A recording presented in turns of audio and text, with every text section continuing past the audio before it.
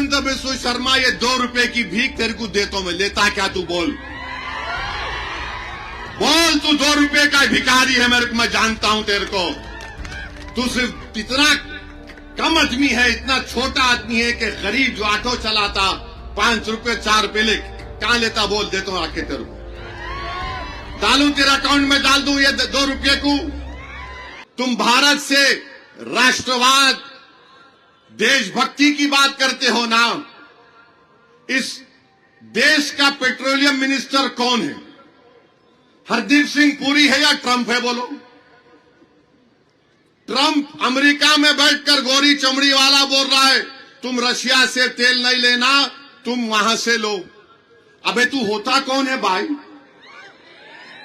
तू अमेरिका का सदर है, हमको बोल रहा उन्हें, तो मोदी जी बोल रहे यस प्लीज। अरे तेल भी हम नहीं ले सकते। आरएसएस वालों बोला ये देशभक्ति है। क्या अमेरिका इंडिया को इररिलेवेंट नहीं कर दे रहा है? बताइए आप। और आप बोलते हो देशभक्ति, ना कोई घुसा है ना कोई घुसने देंगे। चीन घुस के बैठा हुआ है मोदी जी। मैं बोल रहा था कोविड के जमाने से, मैं पुकार कर कह रहा था चीन घुस के बैठा हुआ है। भारत की फौज के आर्मी चीफ की किताब के इख्तिसाबात कैरावैन मैगजीन में छापे गए। जनरल साहब लिख रहे हैं कि लद्दाख में चीन की फौज, टैंक आना शुरू हुए।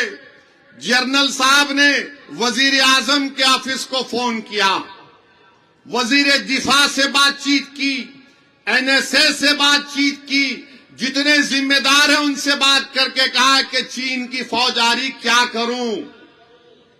टाइम दिया उन्होंने। ये टाइम को 1 घंटा, 1.5 घंटा, 2 घंटे हो गए।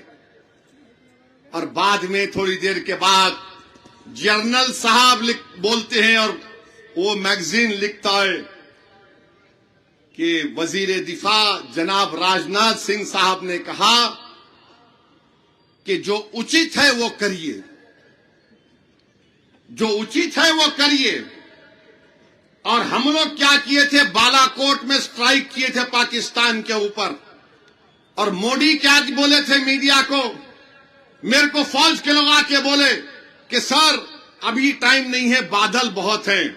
मोदी जी जंग के एक्सपर्ट हैं, जंग के एक्सपर्ट हैं। उन्होंने बोले बादल है, बादल का एडवांटेज लो, घुस जाओ मारो।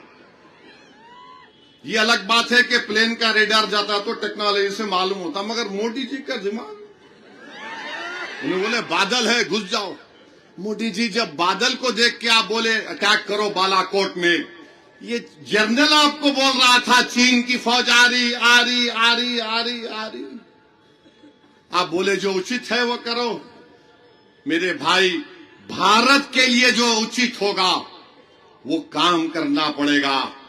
56 इंच के सीने के दावे करने वालों, आरएसएस बीजेपी वालों, बताओ फौज का जनरल पुकार कर कह रहा था और आपने इतनी हिम्मत नहीं थी कि फोन करके बोलते मारो उनको, मार के फोड़ के बाहर निकालो भारत की जमीन से। आप नहीं बोल सके। किसको बोलते, किसको बोलते, किसको डराते? ये लोग चीन को नहीं डराते। ये आसाम का एक मुख्यमंत्री है, 2 रुपये है किसी के पास? ये 2 रुपये दो, 2 रुपये का कोई दलो दलो।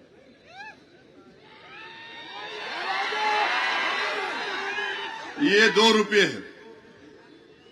आसाम का चीफ मिनिस्टर बोल रहा है कि अगर वहां के मियां मुसलमान ऑटो में किसी को बिठा कर लेकर गए, 5 रुपये अगर ऑटो का किराया है तो 4 रुपये दो। हेमंत बिस्व शर्मा, ये 2 रुपये की भीख तेरे को देता हूं मैं, लेता क्या तू? बोल बोल, तू 2 रुपये का भिखारी है, मेरे को, मैं जानता हूं तेरे को। तू सिर्फ इतना कम आदमी है, इतना छोटा आदमी है कि गरीब जो ऑटो चलाता 5 रुपये 4 रुपये ले कहां लेता? बोल, देता हूं आके तेरे को, डालूं तेरा अकाउंट में, डाल दूं ये 2 रुपये को। बताइए आप, क्या है ये? भारत के आईन पर कसम खाते हम तमाम लोग वो आइन बोलता है कि सब बराबर हैं, कोई भेदभाव नहीं करना चाहिए, मुख्यमंत्री हो किसी को भी, प्राइम मिनिस्टर हो, मगर बोलता नहीं मियां होंगे तो ऐसा करेंगे, वोट डालना है तो बांग्लादेश में जाके वोट डालो, आसाम में तरकारी की कीमत बढ़ गई तो मियां जिम्मेदार है। अरे क्या है ये, तुम क्या करना चाहते हो? और बोलता है कि अब जब ये होगा SIR होगा तो नाम निकाल देंगे। लो भाई 2 रुपये आपके, अब नहीं लेता हूं, बोल रहा हूं, ले लो।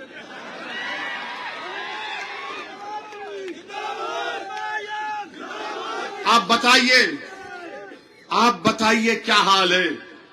तो मेरे अजीज दोस्तों और बुजुर्गों, बोलना तो बहुत चाहता हूं मगर निजामाबाद भी जाना है। आखिरी बात बोल के जा रहा हूं, मजलिस का चेयरमैन बनना जरूरी है। क्यों? बोधन की तरक्की के लिए, बोधन के अमन के लिए, भाईचारगी के लिए, मगर SIR के लिए भी जरूरी। याद रखो मेरी इस बात को, मैं 6 महीने पहले तकरीर में बोला था पासपोर्ट बनाओ, बोला था आप लोगों को, जो सुने होंगे मेरी बात को, जिसके पास पैसे पासपोर्ट बनाओ। डॉक्यूमेंट जरूरी है। उसमें एक तारीख लिखी गई कि जो 2002 के बाद पैदा हुए या 87 के महीने के बाद पैदा हुए तो उनको डॉक्यूमेंट देना पड़ेगा। बर्थ सर्टिफिकेट, पेंशन का सर्टिफिकेट, ये 10 डॉक्यूमेंट हैं। याद रखिए, SIR एक बहुत बड़ा चैलेंज हमारे लिए है। आज 11 तारीख को आप वोटर लिस्ट में देखकर अपने वोट का इस्तेमाल करिए, जाइए ताकि मालूम हो सके कि तुम्हारा नाम वोटर लिस्ट में है। 2002 की वोटर लिस्ट इंशाअल्लाह ताला मजलिस फराहम करेगी आपको, मैपिंग होगी, BLOs आएंगे, तो आपका काम यह है कि 2002 की वोटर लिस्ट में आपके अब्बा का या आपके दादा का या जो बुजुर्ग का नाम है वो निकाल कर रखें। वो अगर अल्हम्दुलिल्लाह बखैद हयात है, उनका नाम डालना, उसका नाम लेकर उनकी औलाद का नाम डालना, कोई नाम मिस नहीं होना। ये जिम्मेदारी सबकी है। SIR, मैंने पार्लियामेंट में खड़े होकर कहा यह गैर कानूनी है, मगर सुप्रीम कोर्ट में मामला चल रहा है। तो SIR के लिए जरूरी है कि डॉक्यूमेंट्स की जरूरत पड़ेगी। और बीजेपी उत्तर प्रदेश में फॉर्म 7 डालकर मुस्लिम अकलियत के नामों को डिलीट कराना चाहती है। तो मैं तमाम से अपील कर रहा हूं, तेलंगाना में जब SIR होगा, हमको पहले से ज्यादा चौकस रहकर, क्योंकि अब बीजेपी NRC NPR नहीं करना चाहती। वो इलेक्शन कमीशन से अगर खुदा ना खास्ता किसी का नाम नहीं आया तो उनको कहा जाएगा तुम भारत के सिटीजन नहीं हो, नागरिक नहीं हो, कागजात लेकर आओ। तो वो वक्त आने से पहले हमको चौकस रहकर, मुत्तहिदा रहकर अपने काम को करना है। मैं तमाम मस्जिद के जिम्मेदारों से ये अपील कर रहा हूं पूरे तेलंगाना के कि वो हर जुमे के खुतबे से पहले 3-4 मिनट SIR पर लोगों को बाखबर कराएं। याद रखो, अगर नाम नहीं आएगा खुदा ना खास्ता तो कल ये लोग बोलेंगे ये लोग भारत के शहरी नहीं है। अगर आपको मेरी बात का यकीन नहीं हो रहा तो गूगल करके देखो, गोवा का एक एक्स साबिका मेंबर ऑफ पार्लियामेंट है, उसको नोटिस आ गई तुम क्या भारत के शहरी हो, बताओ। तो ये बहुत जरूरी है। परेशान होकर फिक्र करके खाली बैठना नहीं है, हरकत करना है। मजलिस भी आपकी रहबरी करेगी।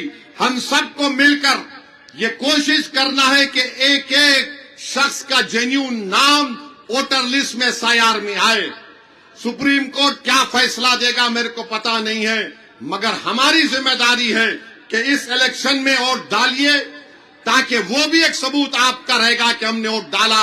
और जब SIR शुरू होगा तो मैपिंग सही तरीके से होनी चाहिए, डॉक्यूमेंटेशन हमको तैयार करना है तो तैयार किया जाएगा। तो ये बात आपसे कहना था। मैं आप तमाम का शुक्रिया अदा करता हूं।